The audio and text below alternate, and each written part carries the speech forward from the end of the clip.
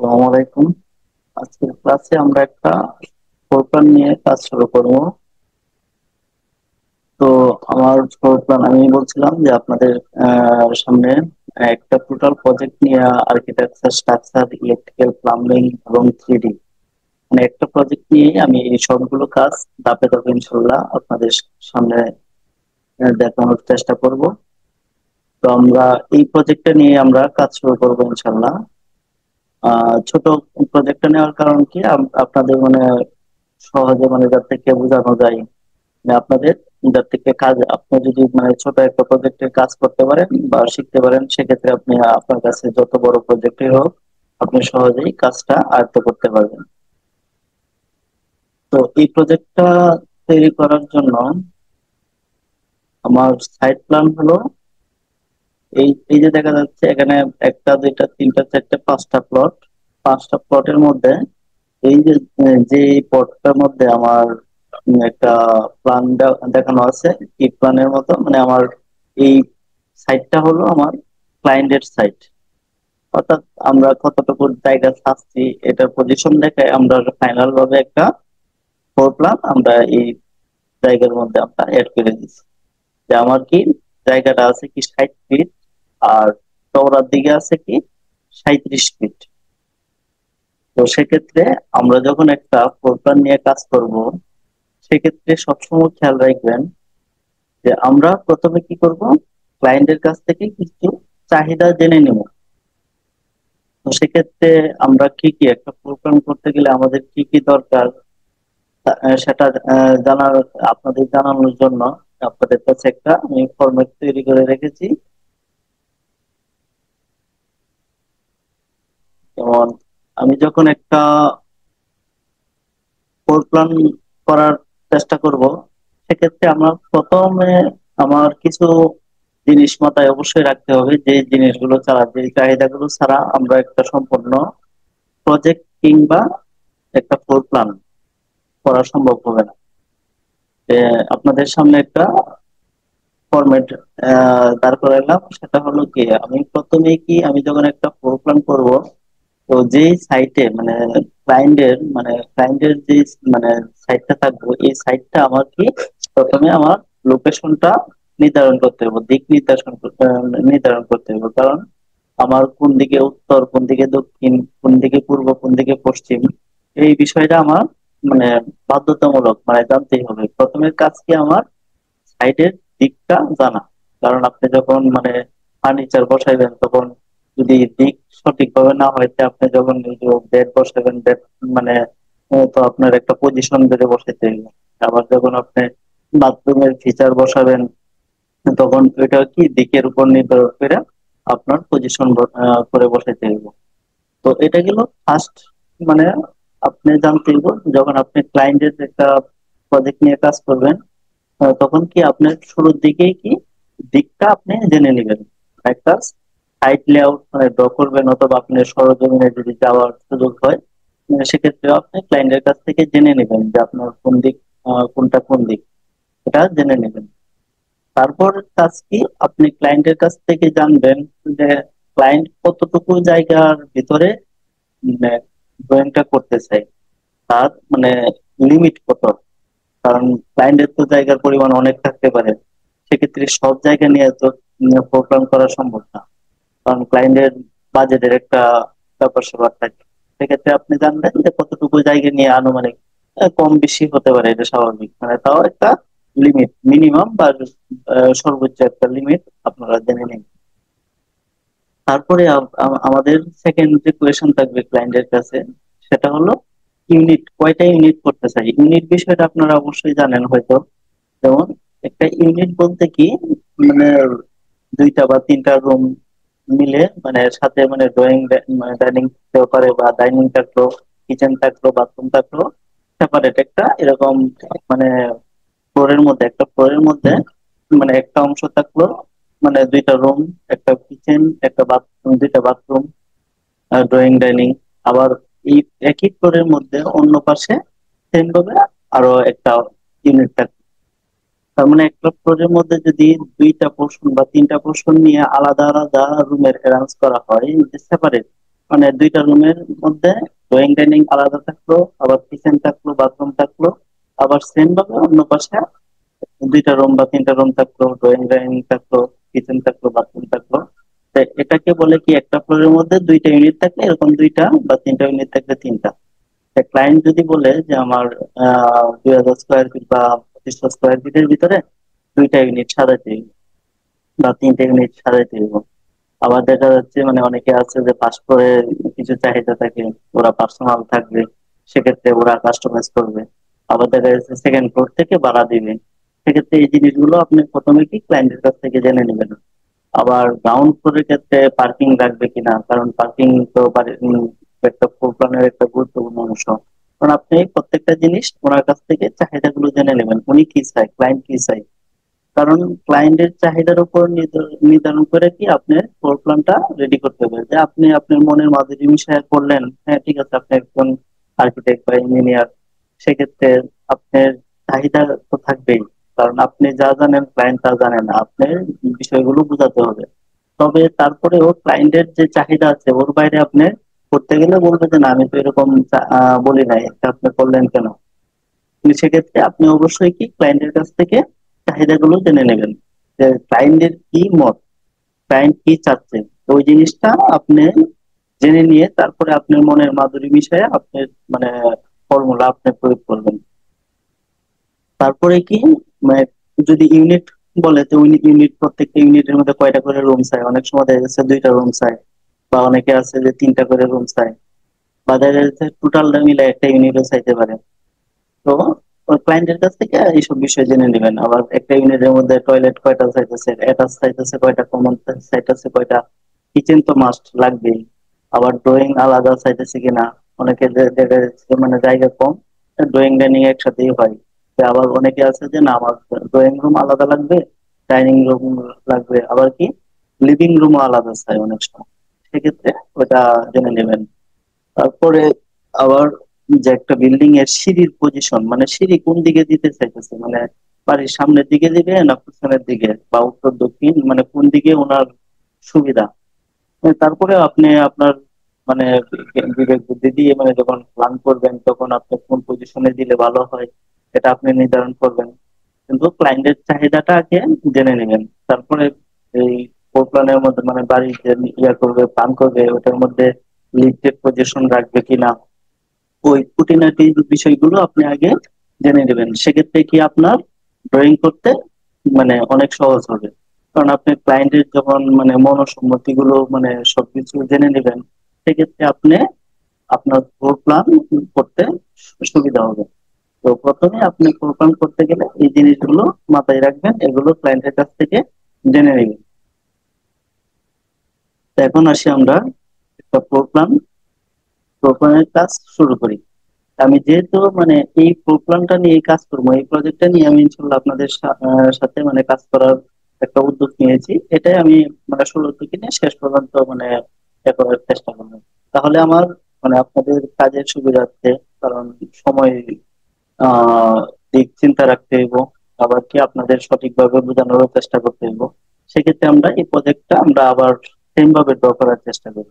তা আমার প্রথমের কাজ কি, আমার এখানে কিন্তু ক্লায়েন্টের চাহিদা কি লোকে আরেকটা জিনিস আপনাদের বলে রাখি, যে মানে আমার সংকট জায়গা যদি ক্লায়েন্টের সংকট থাকে, কম থাকে, সেক্ষেত্রে ক্লায়েন্টেরা বলে যে আমি মানে অনেক ক্লায়েন্ট আছে ঢাকার ভিতরেই, অনেকে আছে কি পুরান ঢাকাতেও আছে, যে আমি প্রচুর পরিমাণ জায়গা একটু জায়গাও ছাড়বো না, মানে আমার জায়গা যতটুকু আছে টোটালটাই আমি নিয়ে প্রোগ্রাম করবো।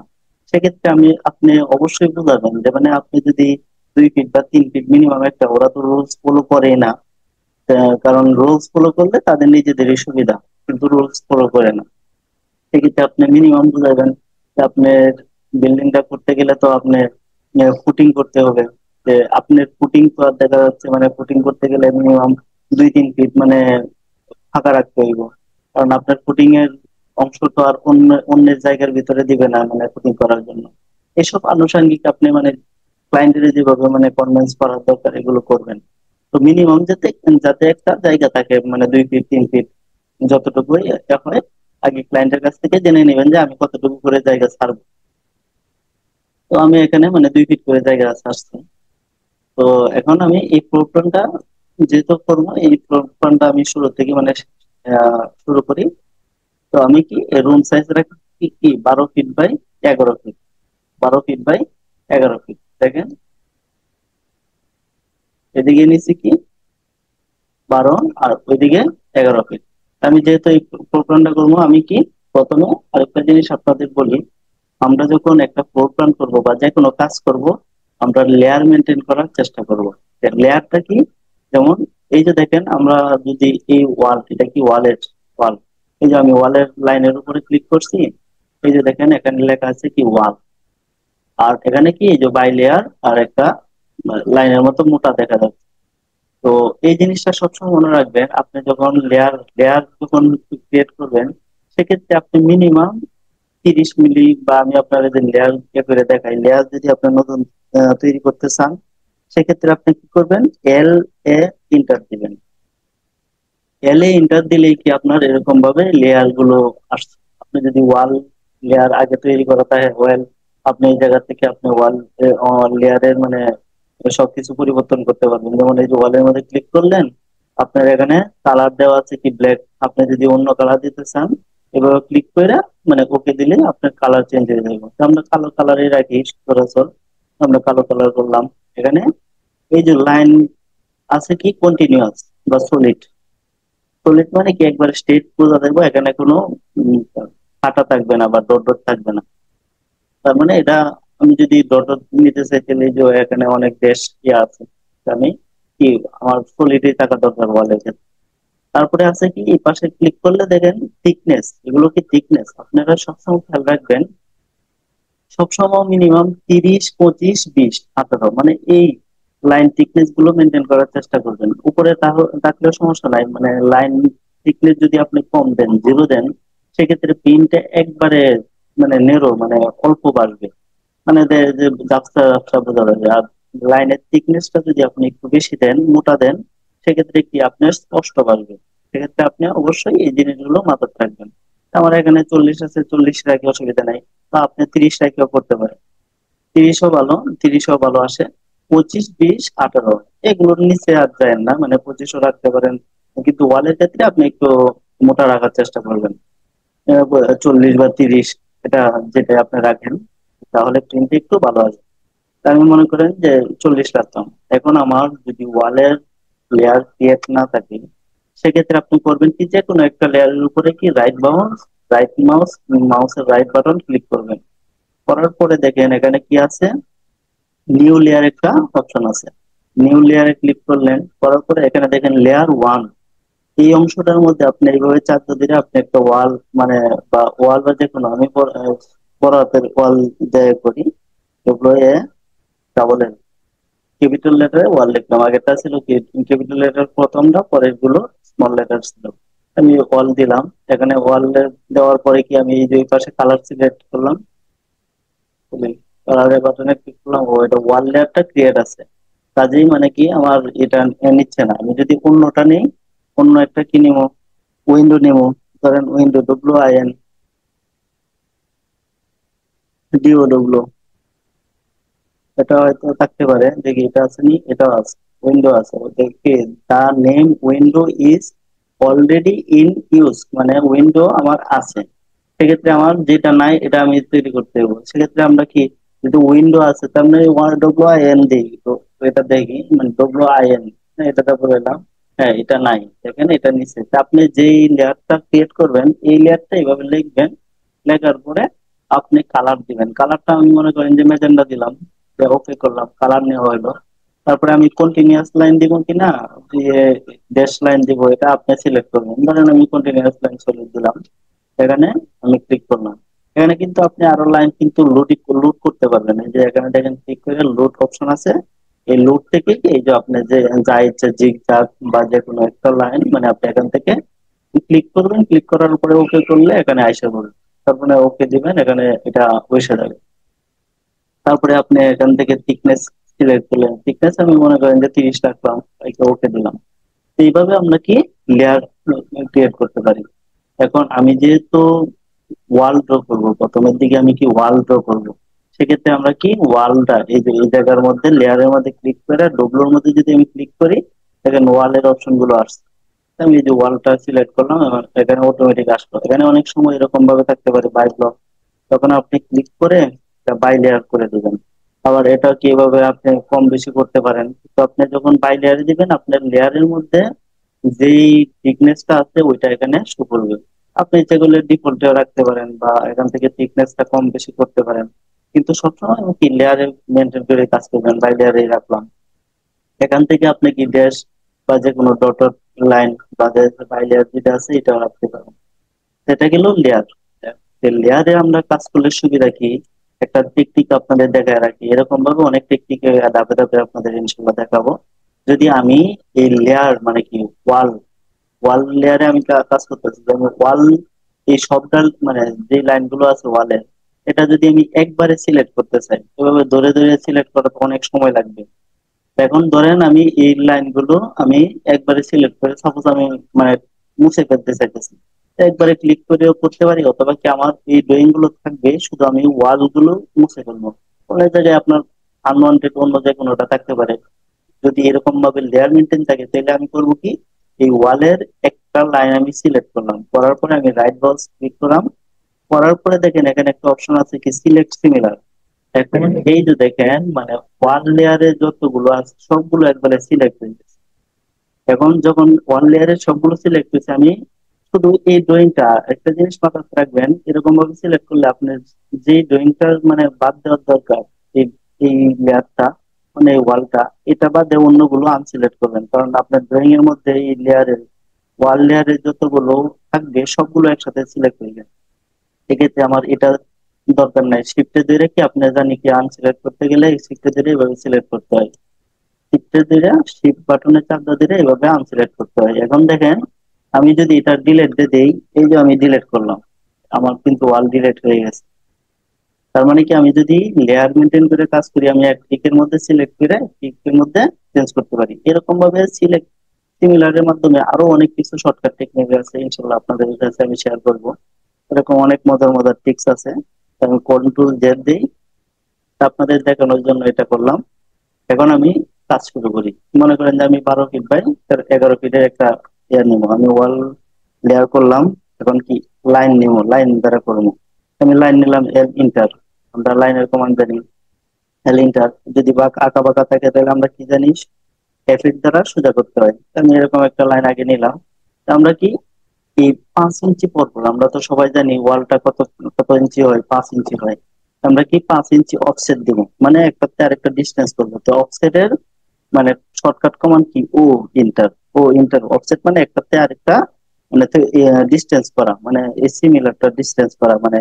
এখন কি ও ইন্টার দিলাম, দেওয়ার পরে আমি কত ইঞ্চি ওয়ালটা হবে, 5 ইঞ্চি না, আমার যত ইঞ্চি অত লিখবো। তো আমি 5 ইঞ্চি বা 5 লিখা ইন্টার দিলাম। এখন আমি যে লাইনটা আছে এটার মধ্যে ক্লিক করে যেদিকে অফসেট করবো এদিকে ক্লিক করে দেবো, দেখেন 5 ইঞ্চির একটা ওয়াল ক্রিয়েট হয়ে গেছে।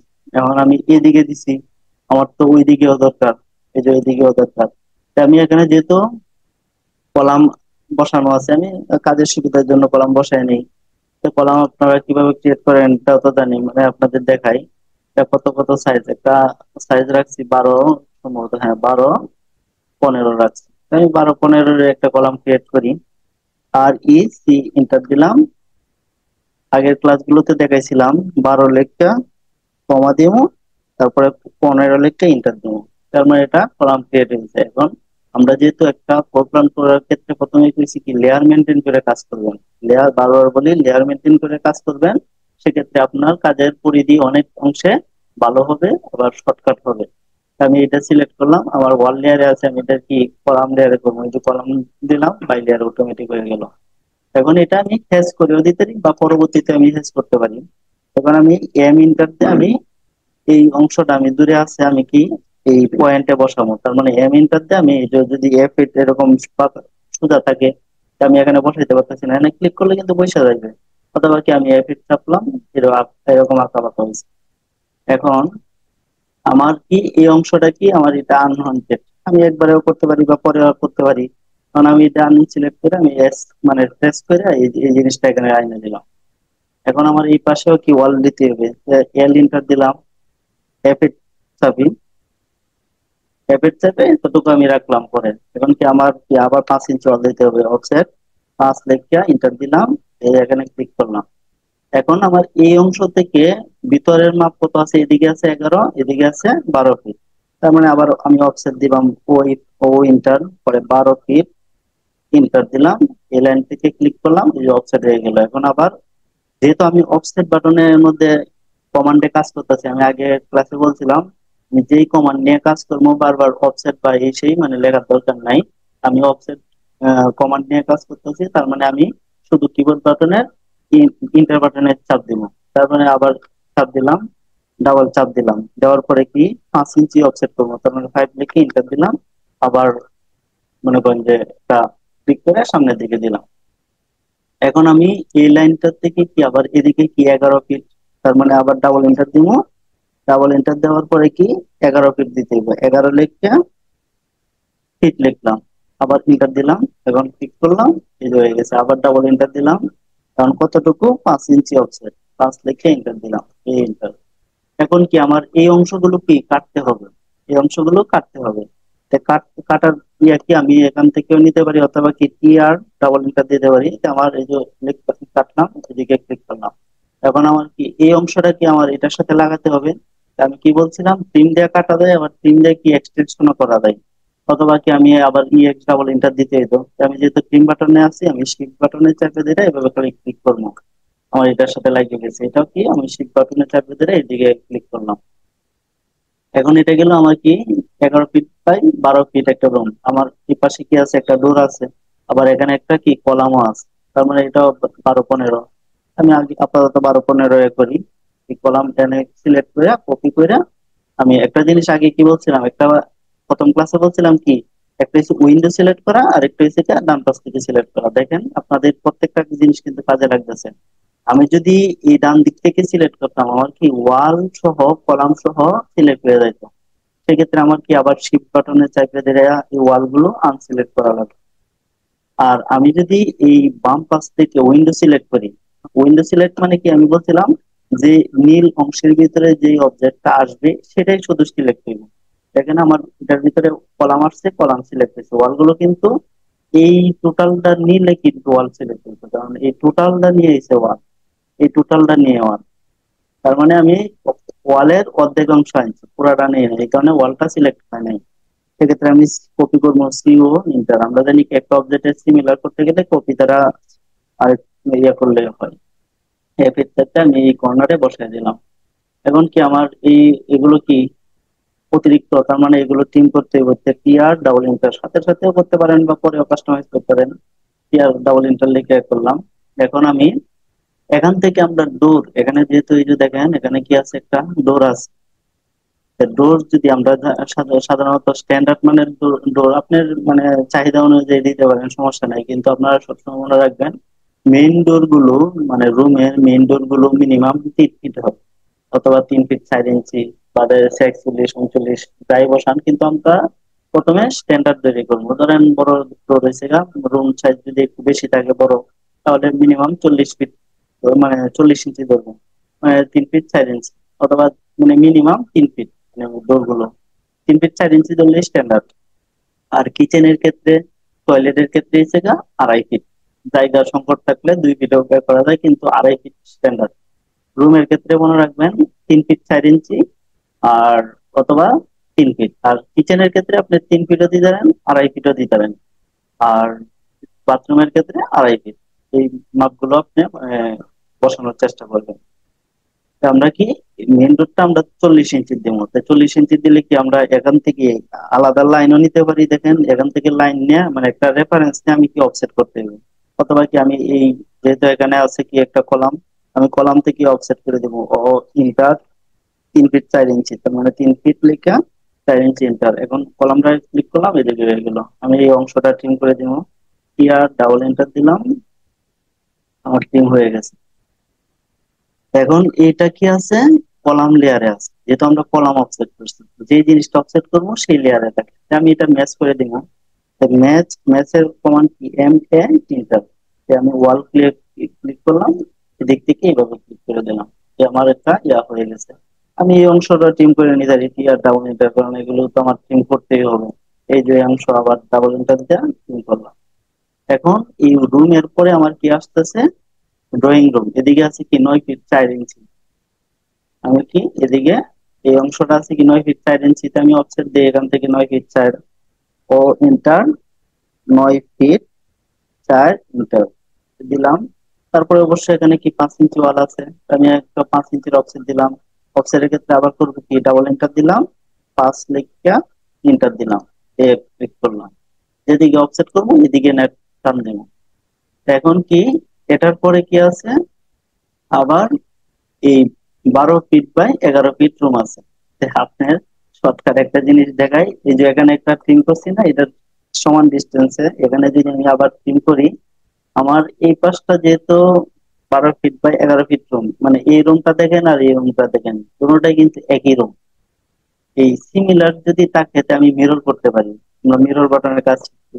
দেখেন এখানে আমরা কলামটা বসাই নেই, এই কলামটা আমি কপি করে সিও এন্টার, এই পয়েন্টে ক্লিক করে যে পয়েন্টে নিলে এখন কি আমি এফ এর দ্বারা সোজা করলাম, এখানে এনে বসাই দিলাম। এই অংশগুলো ট্রিম করে দেই, টিআর ডাবল এন্টার। ট্রিম করতে গেলে আমার টিআর ডাবল ডাবল এন্টার দিতে হবে। এখন আমি যদি এই যে এই জিনিসগুলো কি আমার ফুল লাইন হয়ে গেছে। আমি আরেকটা জিনিস, আমি যদি কলাম গুলো ব্লক করে নিতাম, সেক্ষেত্রে আমি ব্লকের উপর দিয়ে কাটতে পারতাম এই এগুলো। যেমন এরকম আমি কলামটা এরকম ক্লিক করে ব্লক, বি ব্লকের ক্ষেত্রে কি বি এন্টার। তারপরে আমি কি পিক পয়েন্ট নিয়ে ব্লক করতে পারি, আর সরাসরি এখানে খালি যে কোনো নাম লিখতে হয়। আমি পিক পয়েন্ট দিয়ে নিলে হয় কি, আমার এই পয়েন্টটা ধরতেছে, যে কোনো একটা পয়েন্টে ক্লিক করে এরকম ভাবে ক্লিক করলাম, এটাও কিন্তু ব্লক হয়ে গেছে। আর যদি আমি যে কোনো এবার যেমন এটার ক্ষেত্রে কি পিক পয়েন্টে নেওয়ার কাজ কি, যেখানে একটা পয়েন্ট দেখা যাচ্ছে। আর যদি পিক পয়েন্ট ছাড়া করতাম ব্লক, এরকম এন্টার করলাম, বি এন্টার দিলাম, আমি এখানে শুধু লিখে দিলাম এরকম ভাবে। তার মানে এখন ক্লিক করলে কিন্তু এখানে পয়েন্ট দেখাচ্ছে না। পয়েন্ট দেখেন কোন জায়গায়, এই যে অনেক দূর পয়েন্ট দেখাচ্ছে। তার মানে আমি ব্লক করলাম, এটা আমার পয়েন্ট দেখাচ্ছে কিন্তু একবারে অনেক দূর। এটা তো ব্লক হয় কিন্তু এটা মানে দেখা যাচ্ছে পয়েন্টটা কাছাকাছি থাকে না। তখন আমি যেহেতু ব্লক করছি, এখন দেখেন আমার এটা যদি ট্রিম করি, পি আর ডাবল এন্টার দেই, এটা এটার ভিতরে ওয়ালটা কেটে গেছে, কিন্তু আমার কলামটা কিন্তু কাটে নাই। আর যদি আমি ব্লক ছাড়া করতাম, ব্লক করে আনব্লক করতে গেলে কি এক্সপ্লোর করতে হয়, মানে এক্সপ্লোর এর কমান্ড কি, এক্স এক্স লিখে এন্টার দিলে এক্সপ্লোর হয়ে যায়, যে এক্সপ্লোর হয়ে গেছে। এখন আমার এই ওয়ালটা যদি আগের মতো এরকম থাকতো, সেক্ষেত্রে আমি যদি এই যে ট্রিম করতাম, পি আর ডাবল এন্টার দিতাম, এই যে দেখেন এই কলাম সহ কেটে গেছে। আর আমি যদি ব্লক করে নিতাম তাহলে কিন্তু কাটলো না এলে। তো এটা হচ্ছে ব্লক করে কাজ করলে এরকম একটা সুবিধা আছে। তো এখন দেখেন আমার এই রুমটা আছে, এই রুমটা কি হবিকল ওই পাশেও আছে। তার মানে আমি কি এই টোটালটা আমি সিলেক্ট করলাম, করার পরে আমি এমআই দিলাম।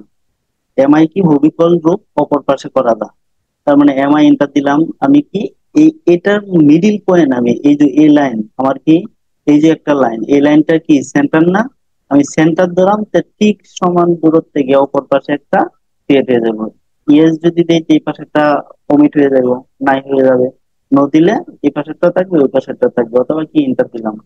এই যে দেখেন এক ক্লিকের মাধ্যমে আমরা কি অপর পাশে আরেকটা সিমিলার রুম তৈরি করে দিচ্ছি। অথবা কি আমি যদি কমান্ডটা না জানতাম তাহলে কি আমার কি আবার ক্রিয়েট করা লাগবে। এগুলো হচ্ছে কি আপনারা যখন কাজ করবেন আস্তে আস্তে, মনে করেন অনেক কিছু শর্টকাট কমান্ডে আপনারা নিজেরাই মানে বলবেন যে না এইভাবে আরো শর্টকাট করি। তো এটা করলাম, করার পরে এখানে কি আসতেছে, এখানে হচ্ছে একটা স্টেয়ার, স্টেয়ার আছে। তো আমরা স্টেয়ার গুলো কত দাবে রাখছি, আমরা একটা এই যে মেজারমেন্ট লাইনার, না এটা দিয়ে আমরা মেজারমেন্ট নিতে পারি। যেমন আমার কি এই যে একটা ইয়ে আছে, মিনিমাম 3 ফিট আছে। আমরা এই অংশ থেকে আমরা কতটুকু দূরে রাখছিলাম, দেখেন 3 ফিট 10, 3 ফিট 10। মানে আরেকটা জিনিস খেয়াল রাখবেন, আপনি যদি আমরা সচরাচর সব ম্যাক্সিমাম রুম ফ্লোর গুলো হচ্ছে গা 10 ইঞ্চি, মানে 10 ফিট হাইট থাকে। এক্ষেত্রে বিশেষ ক্লায়েন্টের চাহিদা অনুযায়ী 12 ফিট বা 11 ফিটও করা লাগতে পারে।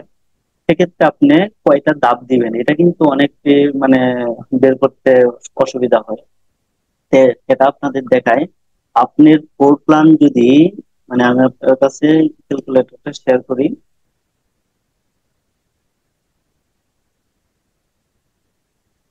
দেখেন আপনার ফ্লোর প্ল্যান আগে দেখবেন আপনার ফ্লোরটা কতটুকু উচ্চতা। আপনার ফ্লোরের হাইট যদি 10 ফিট হয়, 10 ফিট মানে কি 10 ফিট গুণ হয়েছে, এটা ফিটের আমরা মিটার ইঞ্চিতে করি, তাই ফিটের ইঞ্চিতে করলে কি 12 দ্বারা গুণ দিতে হয়। 10 গুণ 12 কত, 120। 120 কি ইঞ্চি। তা এখন আমি যদি এটারে, আমরা জানি কি একটা মানে সিঁড়ির যে একটা আছে কি, এদিকে আছে কি ট্রেড আর একদিকে আছে কি রাইজার। রাইজারটা হচ্ছে গা কি মানে উচ্চতা। তার মানে আমরা সচরাচর হয়েছে গা স্ট্যান্ডার্ড উচ্চতা হয়েছে গা 6 ইঞ্চি। তার মানে আমরা যদি 6 ইঞ্চি দ্বারা মানে আমার ম্যাক্সিমাম ওই কি 6 ইঞ্চি মানে ইয়া থাকে, রাইজারটা থাকে। সেক্ষেত্রে আমরা টোটাল হাইটটারে, ফ্লোর হাইটটারে ফিটের ফিটটারে মিলিমিটারে কনভার্ট কইরা এই 6 যেহেতু হয়েছে গা রাইজারের হাইট, আমরা 6 দ্বারা ভাগ করবো। ভাগ করলে কত আসতেছে, সরি আমার কি 10 ফিট। 10 গুণ হয়েছে গা 12, কি আসলো আমি ভাগ দিছিলাম মনে হয়, 10 ফিট গুণ 12, 120। তার মানে 120 এর আমরা কি 6 দ্বারা ভাগ করবো, ভাগ 6।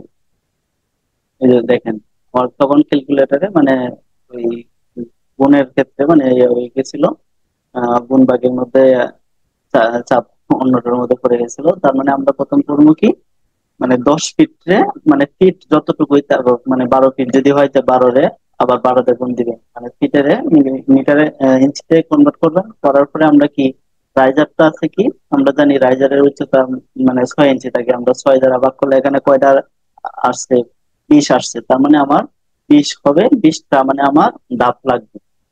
আর যদি আমার 12 ফিট উচ্চতা থাকতো, সেম ভাবে আমি করলাম কি করলাম হইলে 12 ফিট ইচ্ছে যদি ফ্লোর হাইট থাকতো, তো 12 ফিটে আমি কি করলাম হইলে এই ইঞ্চিতে কনভার্ট করলাম হইলে, আবার 12 গুণ দিলাম হইলে কত আসতেছে 144। আমার কি রাইজারের হাইট স্ট্যান্ডার্ড হলো কি মানে 6 ইঞ্চি, তার মানে বাঘ কি 6। দেখেন 24টা, 12 ফিটের ক্ষেত্রে আমার আসলে হলে কি 24টা। তো অনেক সময় আছে কি 11 ফিটও বলে। 11 ফিটের ক্ষেত্রে আমরা যদি রাইজার যদি ইয়ে করি, তার মানে 11 গুণ 12, তার মানে কি 132। আমি যদি ভাগ দিই 6, ফ্র্যাকশন আসবে, 22টা আসছে। তো 22টা ইয়া দিতে হইব। তা আমরা এরকম ভাবে কি যে মানে সিঁড়ি মানে ফ্লোর হাইটটা যত থাকে এরকম ভাবে আমরা 6 দিয়ে ভাগ করে আমরা কি সিঁড়ির যে কয়টা ধাপ হইব এটা আমরা বের করতে পারবো। এখন আসি কি আমরা যে সিঁড়ি আমরা কি জানি 10 10 ফিট যখন আমরা একটা ফ্লোর হাইট ধরি, সেক্ষেত্রে আমার কি 20টা ধাপ লাগে। তো আমার কি 3 ফিট 4 পর থেকে তিন ইয়া করে আমি এই ফ্লোরটা হিসেবে 10 ফিট হাইট ধরি, সচরাচর 10 ফিট ধরে ইয়ে করা হয়।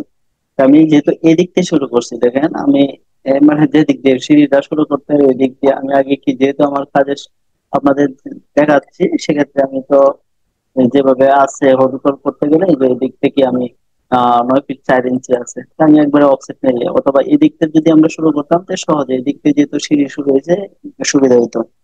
অফসেট কি আমি নিয়ে নেই 9 ফিট 4 ইঞ্চি। এই যে 9 ফিট 4 ইঞ্চি নিলাম, আবার অফসেট দিয়ে দিই ডাবল এন্টার দিয়ে 5 ইঞ্চি। এখন আমার এই অংশ থেকে কি কতটুকু পরে 3 ফিট নেই, যেহেতু আমার ধাপগুলো ইয়াগুলো কি থ্রেড গুলো আছে 3 ফিট করে, 3 ফিট এন্টার দিলাম।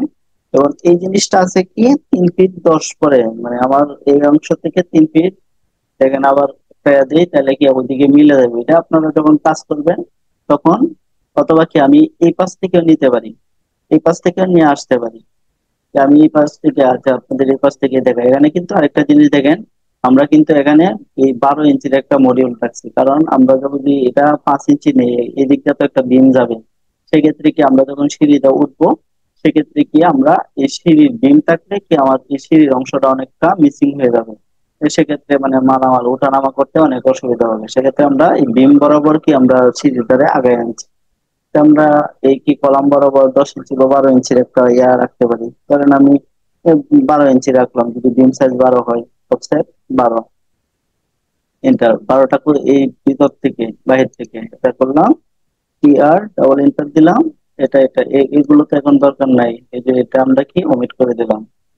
এখন কি বাকিগুলো সিলেক্ট করে ডিলিট করলাম। এখন কি কন্ট্রোল এস, কিছুক্ষণ পর পর আপনি কি কন্ট্রোল এস দিবেন যাতে থেকে ফাইলটা সেভ হয়। আর এতে আপনি হঠাৎ করে কারেন্ট গেল, তখন কি আপনার যা কাজ করছেন মানে একবারে আবার নতুন থেকে করতে হবে। এখন আমি যদি এই পাশ থেকে করি, দেখেন আমি কি, যেহেতু আমি 3 ফিট মানে আমার অনেক সময় আছে কি আমার সিঁড়ি 3 ফিট 6 বা 4 ফিট করে মানে এরকম ভাবে ধাপগুলো নেওয়া লাগে। সেক্ষেত্রে আমরা এই পরিমাপ অনুযায়ী নিব, যেহেতু আমরা 3 ফিট করে নিচ্ছি, আমরা এদিক থেকেই করব কি অফসেট দিব 3 ফিট। আপনি যেভাবে আপনার ইচ্ছা অনুযায়ী আপনার সুবিধা অনুযায়ী যে কোনো দিক থেকে শুরু করতে পারেন। ধরেন এই দিক থেকে 3 ফিট নিলাম, আমি এদিক থেকেও থাকবো 3 ফিট, আবার আমার এদিক থেকেও থাকবো 3 ফিট।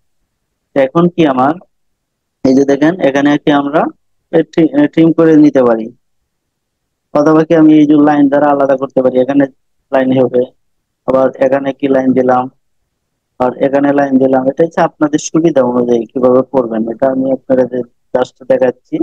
এই যে এগুলো ডিলিট করে দিলাম। এখন দেখেন আমার এদিক থেকে কি এইদিকে আসবে, আর এটা কি আমার থ্রেড থাকবে, এটা কি থ্রেড থাকবে।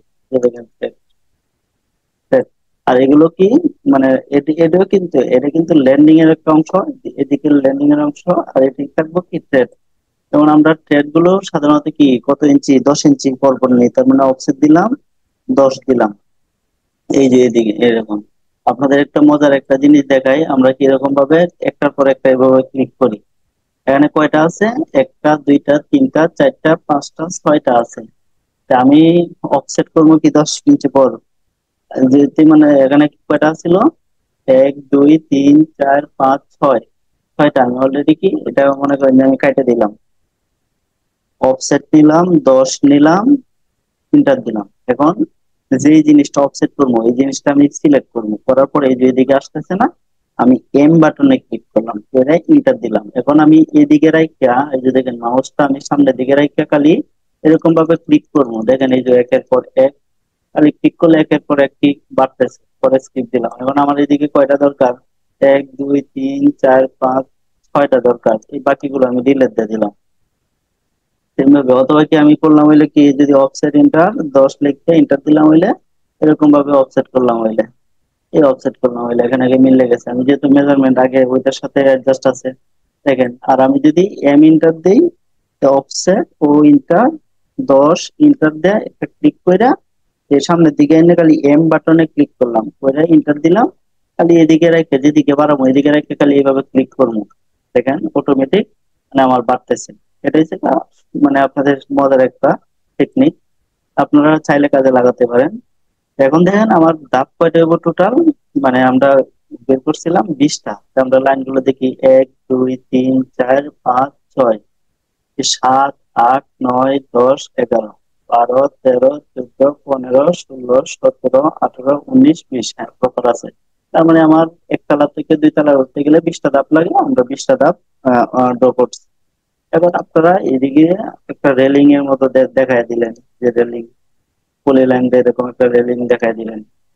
এখন দেখানোর পরে আপনি এক্সেল লাইন টানবেন। এক্সেল লাইনটা কি সোজা লাইন, মানে এক্সেল ইন্টার দিবেন, এক্সেল ইন্টার দেয়া ভি দিবেন। ভি মানে কি ভার্টিক্যাল, আর এইচ দিলে হচ্ছে হরিজন্টাল। ভি দিলাম, এই যে ভি ইন্টার দিলাম, এক্সেল ইন্টার ভি ইন্টার, এই যে দেখেন ইন্টার হয়ে গেল।